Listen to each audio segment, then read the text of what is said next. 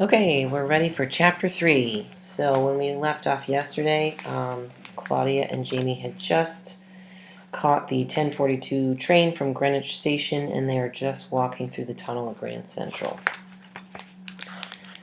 Chapter 3. As soon as they reached the sidewalk, Jamie made his first decision as treasurer. We'll walk from here to the museum. Walk? Claudia asked. Do you realize that it is over 40 blocks from here? Well, how much does the bus cost? The bus! Exclaimed Claudia. Who said anything about taking a bus? I want to take a taxi. Claudia, Jamie said, you are quietly out of your mind. How can you even think of a taxi? We have no more allowance, no more income. You can't be extravagant any longer. It's not my money we're spending. It's our money. We're in this together, remember?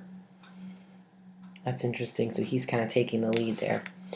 You're right, Claudia answered. A taxi is expensive. The bus is cheaper. It's only 20 cents each. We'll take the bus. Only 20 cents each. That's 40 cents total. No bus. We'll walk. We'll wear out 40 cents worth of shoe leather, Claudia mumbled. You sure we have to walk? Positive, Jamie answered. Which way do we go? Sure you won't change your mind? The look on Jamie's face gave her the answer. She sighed. No wonder Jamie had more than $24. He was a gambler and a cheapskate. If that's the way he wants to be, she thought, I'll never again ask him for bus fare. I'll suffer and never, never let him know about it. But he'll regret it when I simply collapse from exhaustion. I'll collapse quietly. We'd better walk up Madison Avenue, she told her brother. I'll see too many ways to spend our precious money if we walk on Fifth Avenue. All those gorgeous stores. She and Jamie did not walk exactly side by side. Her violin case kept bumping him, and he began to walk a few steps ahead of her.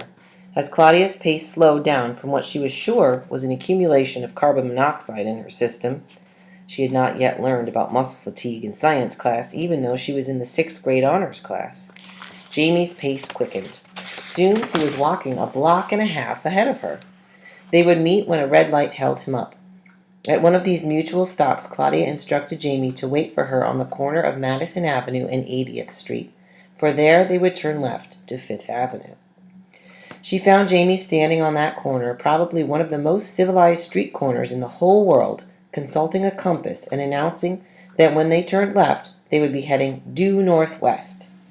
Claudia was tired and cold at the tips. Her fingers, her toes, her nose were all cold, while the rest of her was perspiring under the weight of her winter clothes. She never liked feeling either very hot or very cold, and she hated feeling both at the same time.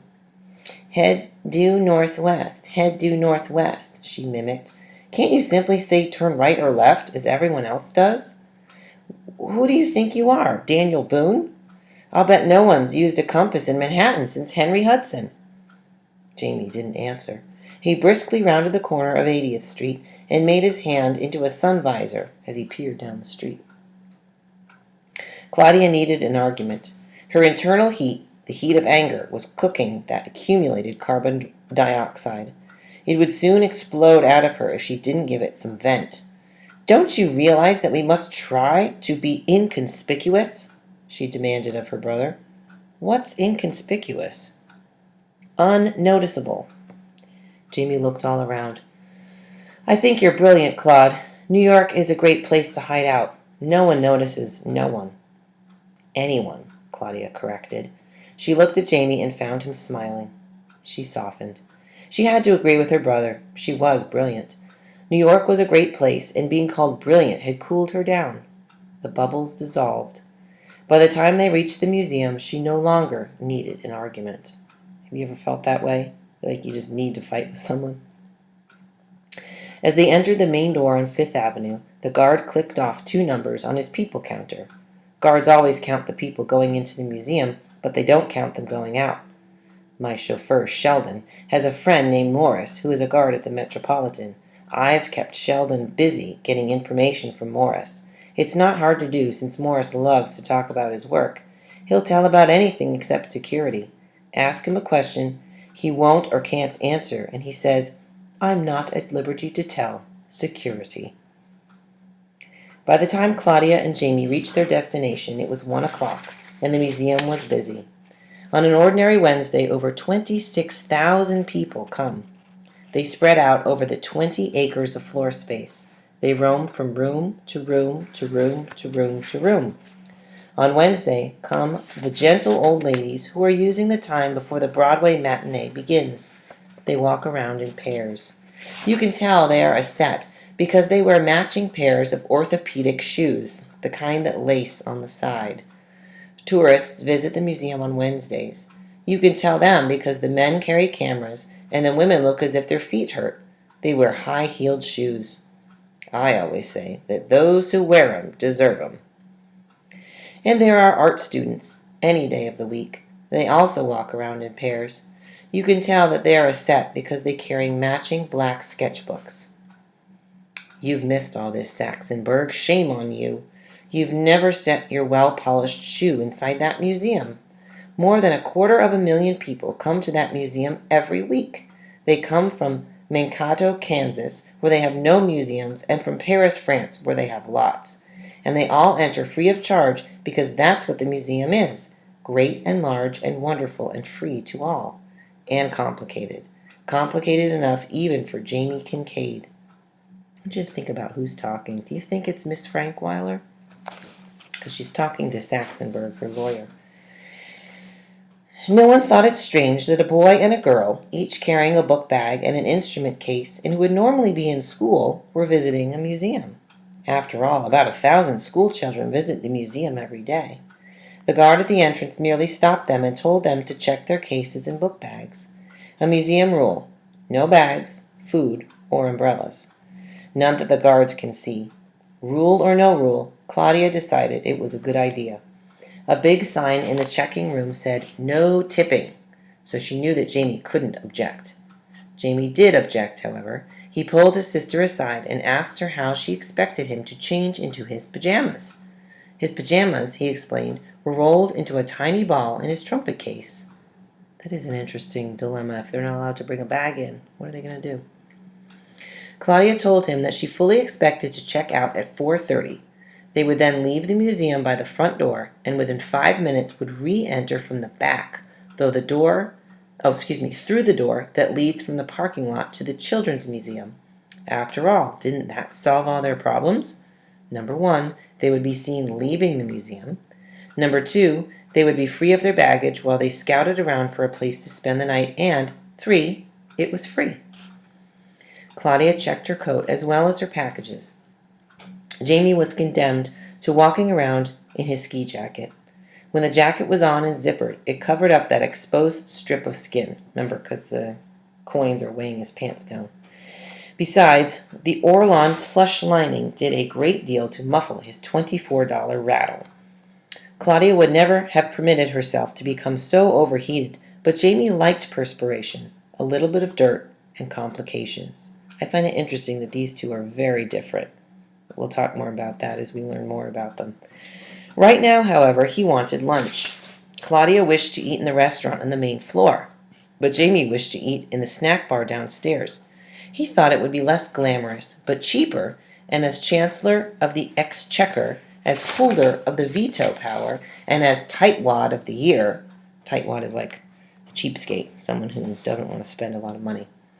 As tightwad of the year, he got his wish. Claudia didn't really mind too much when she saw the snack bar. It was plain but clean. James was dismayed at the prices.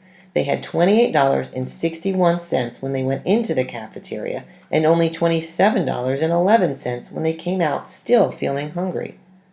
That's funny to me because that's only $1.50 that they spent. But remember, these are prices from 1967.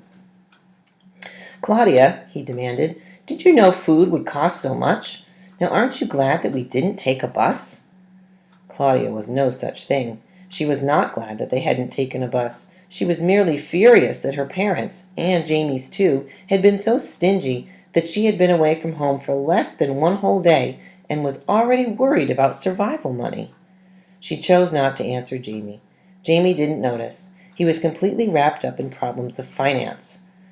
Do you think I could get one of the guards to play me a game of war? He asked. That's ridiculous, Claudia said. Why? I brought my cards along, a whole deck. Claudia said, inconspicuous is exactly the opposite of that. Even a guard at the Metropolitan who sees thousands of people every day would remember a boy who played him a game of cards. Jamie's pride was involved. I cheated Bruce through all second grade and through all third grade so far, and he still isn't wise. Jamie, is that how you knew you would win? Jamie bowed his head and answered, well, yeah. Besides, Brucey has trouble keeping straight the jacks, queens, and kings. He gets mixed up. Oh, so he was cheating the whole time. That's why he has all that money. Why do you cheat your best friend?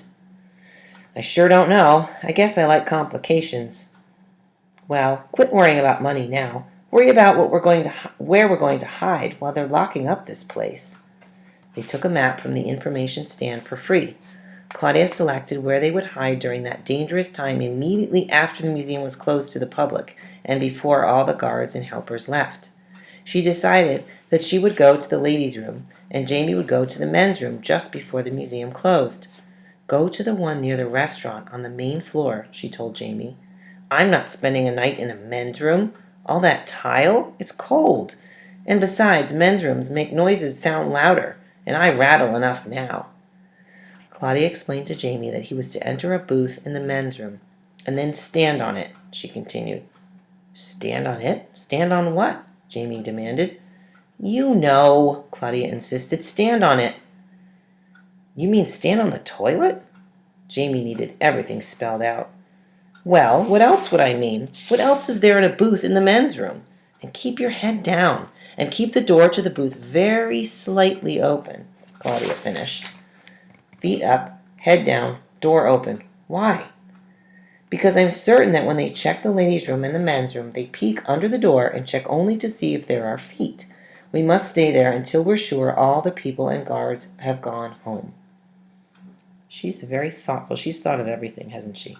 We'll stop there for today.